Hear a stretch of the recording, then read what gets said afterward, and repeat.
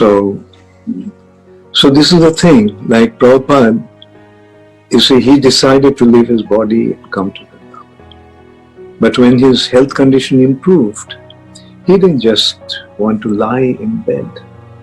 Prabhupada also mentioned once that a warrior doesn't die on bed. It's not glorious for a warrior to die on bed.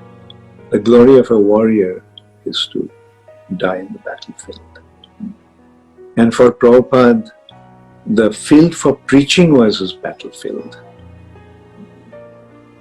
Later on, one of Prabhupada's very intimate godbrothers, Srila Sridhar Maharaj, told me, Prabhupada actually wrote to him, what if he left his body away from India?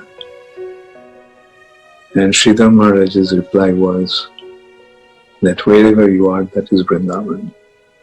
Whether you leave your body in Vrindavan or in the outside of Vrindavan, outside of India, doesn't matter.